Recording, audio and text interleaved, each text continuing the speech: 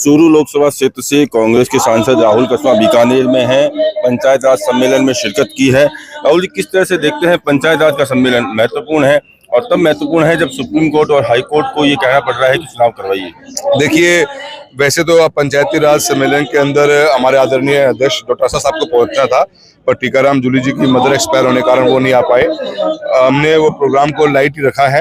मेरा मकसद है आज स्वर्गीय रामकिशन सियाग जी की पुण्यतिथि के ऊपर जो ब्लड डोनेशन कैंप है उसमें आने का ही है। पर जहां तक आपने बात कही है, सरकार की सबसे बड़ी विफलता है कि अपने लोकल इलेक्शंस को करवाने के लिए उनको सुप्रीम कोर्ट और हाई कोर्ट के आदेशों के ऊपर का इलेक्शन हो।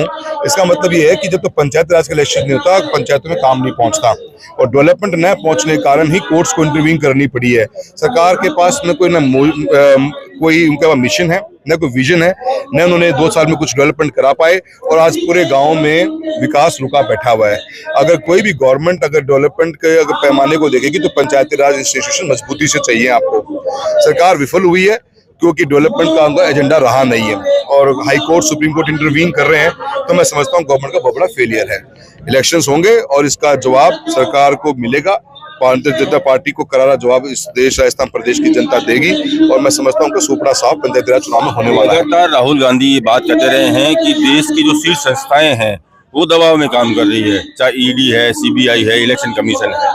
और अब कल जिस तरह से जो दिल्ली कोर्ट का एक आया है केजरीवाल जी और मनीष सिसोदिया को लेकर जो जिस तरह से बयान मतलब फैसला आया है, उसके बाद में और भी सवाल खड़े हो गए हैं। सर देखिए, जो वो मैसेजिंग थी, पब्लिक उस कॉन्सेप्ट को, उस थॉट को बाय नहीं कर रही थी। सोशल मीडिया के मार्फत, इन्फ्लुएंसर्स के मार्फत एक नैरेटिव सेट करने जा रहा था कि कटघरे में खड़े करने की कांग्रेस की कोशिश की जाती थी हमेशा। पर एक ऐसे अगर आप गवर्नेंस को रन करोगे तो डेमोक्रेसी खतरे में है, फिर इसका कोई फायदा ही नहीं। इलेक्शंस कराओ, चमत कराओ। आप एक सिटिंग गवर्नमेंट के चीफ मिनिस्टर को जेल भेज दो, आजादी के बाद पहली बार ऐसा हुआ, और उसके बाद कोर्ट का ये जजमेंट, तो मैं समझता हूँ सरकार के मुंह पे करारा तमाचा है इस बात का। अगर आप इस तरह से इंस्टीट्यूशन को कमजोर करते हो तो हमारे देश की डेमोक्रेसी खतरे में पड़ जाएगी।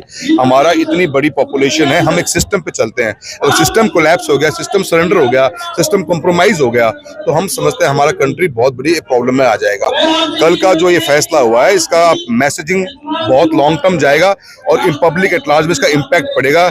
यहाँ से इस सरकार की नींव हिलने का काम शुरू होगा। ये जजमेंट छोटा नहीं है, ये इस गवर्नमेंट को हिलाने का काम कर चुका है। इसका इम्पैक्ट आपको आने वाले समय मिलेगा। प्रधानमंत्री आज राजस्थान है, क्या कहेंगे? मैं तो एक कहना चाहूंगा कि राजस्थान को बजट में कुछ दिया नहीं गया, कहीं नाम नहीं लिया गया, कुछ कंस्ट्रक्टिव एक आपकी जो खुद की पॉलिसीज हैं वो मरती जा रही हैं। जल जीवन मिशन जैसी योजनाएं राजस्थान में ठप पड़ी हुई हैं, स्टेट गवर्नमेंट के पास पैसा बचा हुआ नहीं है।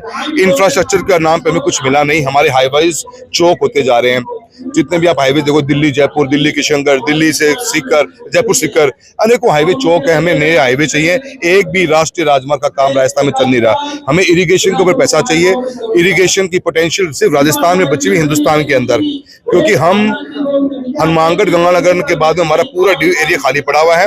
हम 2 MAF पानी स्टोरेज के अभाव में इंटरनेशनल बॉर्डर क्रॉस करता है हमारा। तो हमें इरिगेशन पे मैसिव फंडिंग चाहिए और ईयरली चाहिए। उसका गवर्नमेंट के पास कोई विजन नहीं है। एक तरफ आप 50 लाख टन से ऊपर दलहन तिलहन इंपोर्ट करते हो, एक तरफ आपका खुद की प्रोडक्शन के ऊपर कोई फोकस नहीं है।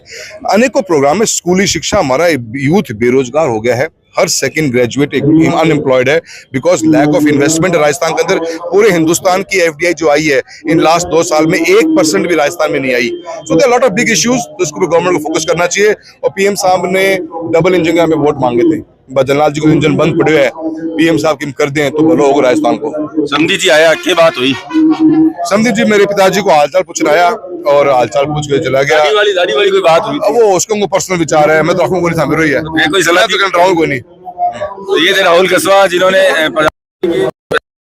को लेकर बात कही, पंचायत राज को लेकर बात कही और कहीं ना कहीं राजस्थान में जिस तरह की आवश्यकता है, चाहे वो हाईवेज की हो, चाहे इरिगेशन को लेकर हो, उन्होंने मांग की कि प्रधानमंत्री इसको लेकर राजस्थान को बजट दें। बीकानेर से ATV भारत के लिए अरविंद व्यास।